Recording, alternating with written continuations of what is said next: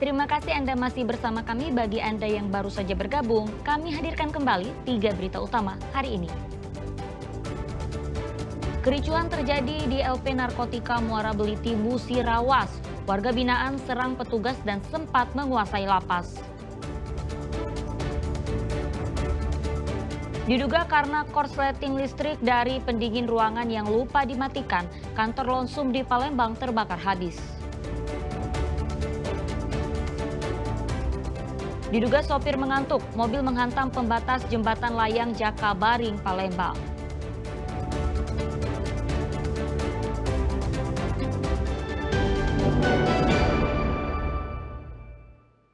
Ya, sebuah minibus menghantam pembatas jembatan layang Jakabaring, Palembang.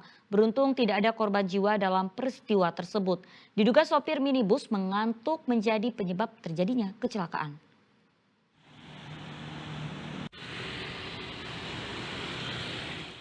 Minibus berwarna putih tampak tersangkut di pembatas jembatan layang Jakabaring, Palembang pada Rabu pagi. Kuatnya benturan membuat besi jembatan patah dan minibus mengalami kerusakan pada bagian depannya. Beruntung tidak ada korban jiwa dalam musibah kecelakaan tunggal ini. Insiden bermula saat mobil yang dikemudikan Joni Apriansyah melaju kencang dari arah jembatan Ampera menuju Jakabaring. Namun saat hendak menaiki jembatan layang Jakabaring, mobil tiba-tiba oleng ke kiri dan menabrak pembatas jembatan layang. Diduga kecelakaan disebabkan sopir mengantuk saat berkendara. Soalnya posisi kejadiannya teman kami sopirnya lagi ngantuk. Dari perayaan tadi apa deh? Dari perayaan utang. Ulang tahun semalam. Jadi balik subuh. Ya. Oh. Ya namanya kumpul-kumpul sama teman kan. Jadinya posisinya nggak sadar lah. Bagian kan. Kita ini penumpang. Ya, aku kan duduknya penumpang. Minibus akhirnya berhasil dievakuasi petugas unit Gakum Satlantas Polrestabes Palembang. Dedi Ruansyah melaporkan dari Kota Palembang. Merasa dikriminalisasi atas penetapan tersangka dalam kasus pengeroyokan seorang pria di Kabupaten Ogan Komering Ilir mengajukan pra peradilan terhadap Polsek Pedamaran Timur. Ia dijadikan pelaku meski tak berada di lokasi saat kejadian. Seorang pria bernama David, warga desa Pulau Geronggang, Kecamatan Padamaran Timur, mengajukan pra peradilan terhadap Polsek Padamaran Timur Polres Ogan Komering Ilir. Pengajuan ini ditujukan ke Pengadilan Ogan Komering Ilir. Bersama tim kuasa hukumnya, ia meminta perlindungan kepada Kapolda Sumatera Selatan, LPSK, dan Komnas HAM, serta berencana melaporkan Polsek Padamaran Timur ke Propam Polda Sumsel. David ditetapkan sebagai tersangka dalam kasus dugaan penganiayaan dan pengeroyokan terhadap korban bernama Anci Ariandi. Sementara David merasa menjadi korban kriminalisasi yang dilakukan oleh penyidik Polres Padamaran Timur setelah ditetapkan sebagai tersangka dan sempat hendak ditangkap. Padahal David merasa tidak di lokasi saat kejadian pengeroyokan. Penetapan tersangka baru dilakukan setelah 4 bulan. Kejanggalan pun tampak. Pertama, penyidik menetapkan pasal 351 tentang penganiayaan. Kemudian berubah menjadi pasal 170 KUHP tentang pengeroyokan dalam kasus ini. Warga lainnya yang melihat kejadian, semuanya melihat bahwa itu pelaku tunggal, tidak ada keterlibatan klien kami. Nah, kenapa tiba-tiba Polsek Petir, dalam hal ini Polsek Padamaran Timur, menetapkan sebagai tersangka? Atas dasar apa? Sehingga kami menduga adanya kepentingan dalam hal ini kepentingan korban yang memiliki motif lain untuk mengejar, membuat skenario agar klien kami ditetapkan sebagai tersangka. Peristiwa penusukan terjadi pada 13 Januari lalu. Saat itu korban Anci dan David sempat terlibat adu mulut yang kemudian dilerai oleh warga dan kepala desa. Untuk meredakan ketegangan, tersangka diantar kepala desa pulang ke rumah.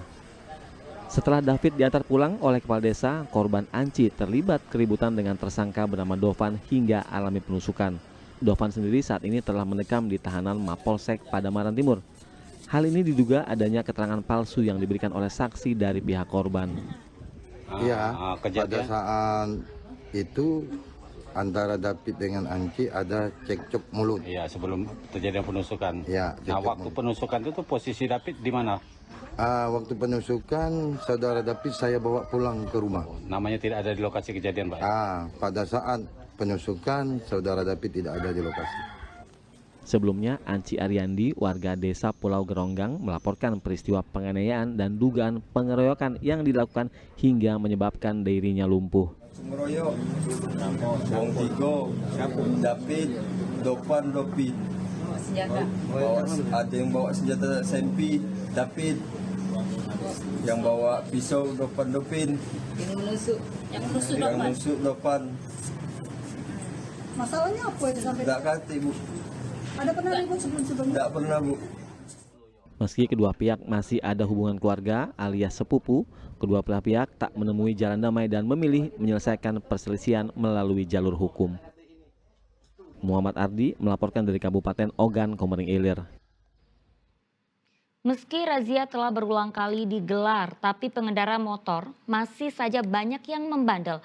Tidak sedikit dari mereka bersembunyi di balik kendaraan lain demi menghindari petugas.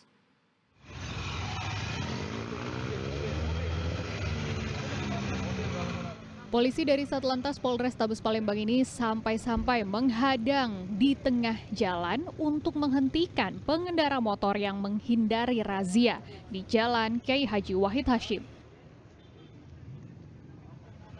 Razia ini terjadi pada Rabu siang. Kecerdikan para pengendara ini nyatanya masih kalah dengan pengalaman petugas. Sejumlah pengendara ditilang karena tidak menggunakan helm, sampai ada juga yang menggunakan plat nomor kendaraan palsu.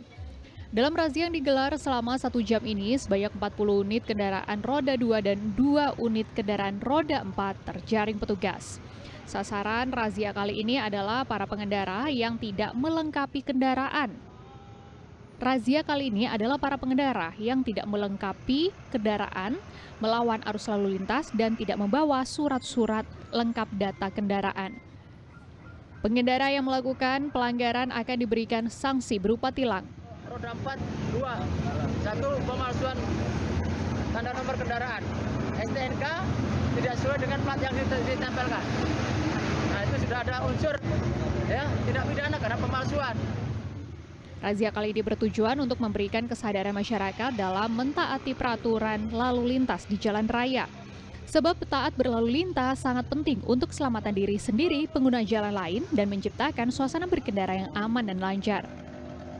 Dedi Ruansyah melaporkan dari Kota Palembang. Ya, puluhan makam di TPU Telaga Suidak seberang Ulu 2 Palembang dirusak oleh orang tak dikenal. Selain batu nisan, kondisi kijing makam atau pedapuran juga dihancurkan. Polisi masih mendalami motif pelaku. Hancur, dipalingi oleh wong-wong yang tak bertanggung jawab. Puluhan makam di kawasan tempat pemakaman umum Telaga Suidak seberang Ulu 2 Palembang berantakan. Kondisi ini akibat dirusak seseorang yang belum diketahui identitasnya. Selain batu nisan, kijing, makam atau pedapuran juga dihancurkan. Total diperkirakan ada 36 makam yang dihancurkan. Polisi yang datang ke lokasi sempat kesulitan untuk mengungkap kejadian ini. Pasalnya lokasi pemakaman milik keluarga Anur ini dalam kondisi terkunci. Meski belum ada laporan resmi terkait pengerusakan, namun polisi mendalami motif dari pelaku pembongkaran yang merusak makam tersebut. Belum ada laporan. Kita cuma datangi TKP ini, ternyata di sini Bu, makam ini punya pribadi Anur. Nah itu nih, Pak keluarga Anur 13 Ulu. Nah, ini pribadi. Jadi kita tidak bisa. Nah, untuk yang pemilik makam kita sudah upaya menghubungi, cuman belum tindak lanjut atau belum terhubung sama keluarga mereka. Artinya belum ada laporan masuk. Belum ada laporan masuk. Selain merusak puluhan makam, pelaku juga merusak beberapa pagar yang ada di sekitar makam. Dedi Ruansyah melaporkan dari Kota Palembang.